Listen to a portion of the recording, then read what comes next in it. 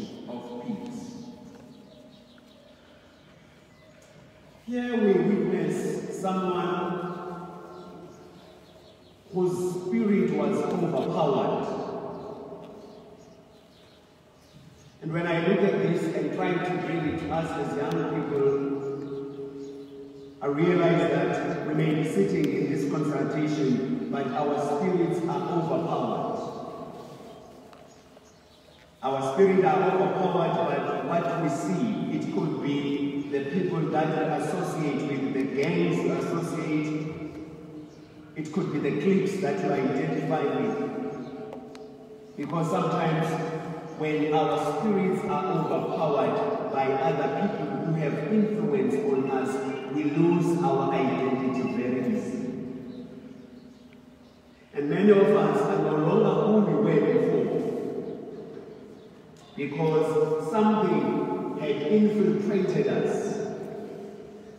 and unfortunately it had power over us, that I am no longer who I was. This man, we know from the story that there were political powers that provoked him to do what I call self-abuse. And in his self-abuse, no one was able to restrain him. Many a times, what we go through in life, it is not what other people have done to us more than what we have done to ourselves. Many a times, when things are not going well, we always look for someone to blame and forget to look in the mirror and do a self-introspection and begin to ask a question, but how did I end up in this situation? And so this man, we are told that he was a danger to the society, but also a danger to himself. We have young people here who are dangerous to the community, but they are our own members. Young people who are dangerous to the life of the church, instead of them being proactive and building the church, but we have got young people whose agenda it is to destroy the work of God within the church because they are overpowered by the evil spirits. But we have young people who are not only dangerous to this movement, but they are danger to themselves because they keep on inflicting pain on them. And when you have inflicted pain on yourself, the pain in yourself becomes exposed. And when it is exposed outside there, you become so vulnerable. That is looking for anyone that it can take a revenge on. And so we gather sometimes as young people in this convention just to have a revenge on someone.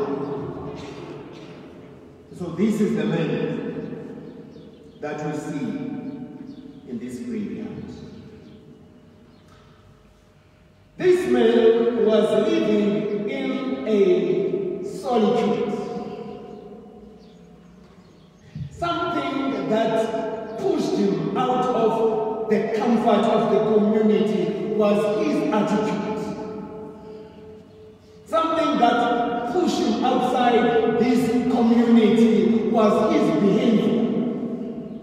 Because sometimes you need to ask yourself, why is it that you are not accepted in many cycles, especially those cycles that are productive, especially those cycles that are there to develop you, form you, nourish you, and make you a better person. You are pushed away and you push yourself away because of your behavior. So the behavior of this man made him to find himself an outcast, and he went to live in the graveyard. A story was told. I don't know who told the story, but I recall the story. The story goes as follows. A man who came to Ncombo looking for employment did not find employment, could not find a place to stay. And he looked around and realized that if I sleep in the streets of Joburg, people will dispossess me of what I have, and I may not find my clothes the following day. And therefore he walked around and found graveyards and decided to sleep right in the graveyard. And he knew that at the graveyard he was safe because no one would bother him.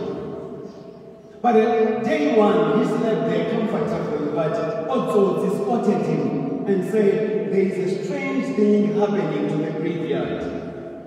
The following day, they decided to go and attack him. While he thought that he was in a safe place of the dead people. But these thieves approached him and they asked him, who are you and what are you doing here? Because they wanted to take whatever he has. And the man responded to them, what to go?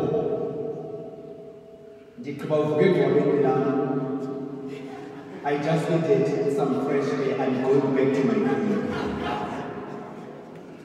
And immediately they all ran away. And he went back to sleep. You see, sometimes, whether you want to live and stay in isolation, you are not safe in the place of isolation. But sometimes it is good to find yourself in the graveyard. Because if the man was not staying in the graveyard, Jesus could not have met him. If the man did not stay in the graveyard where people have given up on him, if the man did not stay on the graveyard where the society says you don't belong to the society, it is Jesus who locates us and finds us in the graveyard. It is Jesus who goes around as a fool.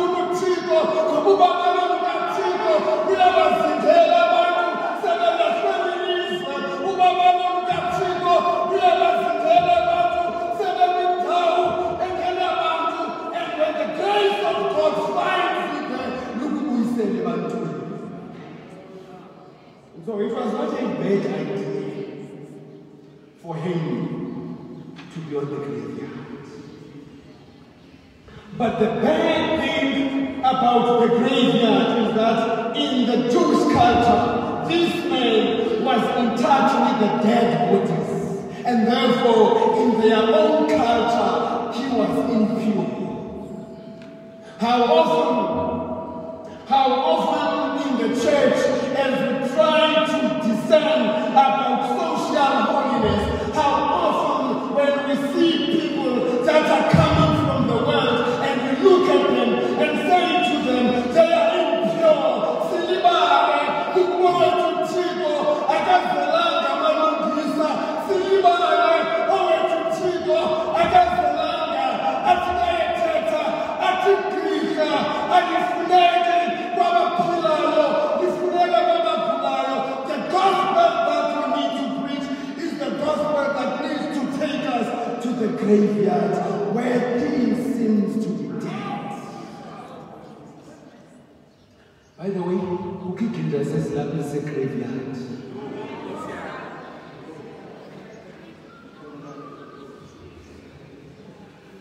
And I was born was a graveyard. You see what puts you there? In the graveyard, this man had 6,000 spirits that were living in him. Because when he was asked his name, he said, my name is Legion, because in me we are many. There are people, young people, who are living with what is known by the doctors, the psychologists, what is called multi-personalities. Namhlanje ngilento ngomso uyeyinto. I think we need to take it upon ourselves to know people's behaviors. Singazibhaqi sikhokhelwa kolulutsha ngabantu abane-multi-personalities. Uyayazi multi-personality laa mntu xa isafuna ukonyula kwegedi nabe ngathi unge kakhulu.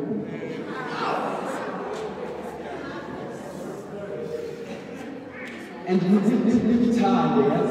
Nimthande because this one will make it.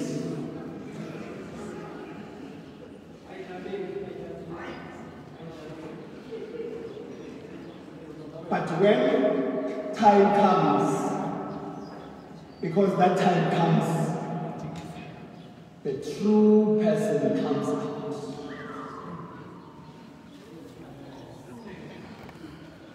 So, he had what is called the dissociative and obsessive compulsive disorder. Go and Google that.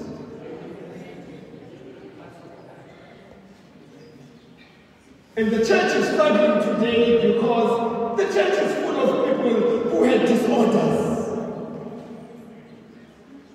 If I had time, President, I would talk about the disorders of the church and Christians. But be that the case, we are still, when the society sees an untreatable condition, because we are saying, the state in which you are is an untreatable state by the world, but we are still the same untreatable condition. We are still does not come with the worldly access. We are still does not come with the worldly healing, but we are still which it is not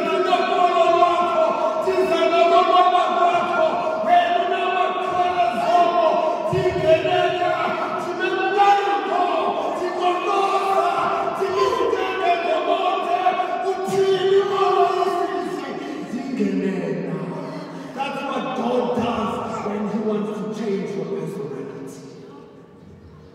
God is dedicated to you.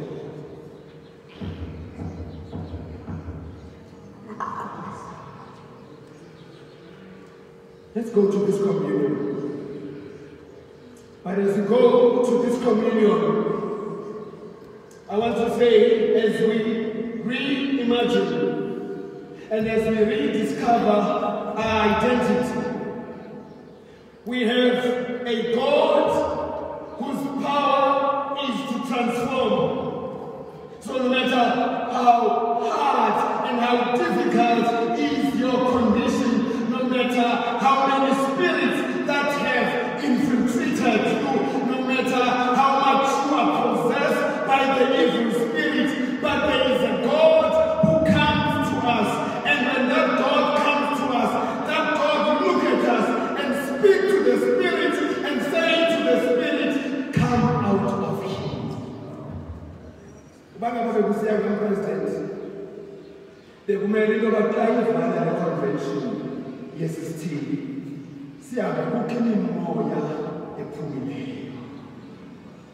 I don't know what spirits are holding young people, but I do know that there are many spirits that are a setback to us.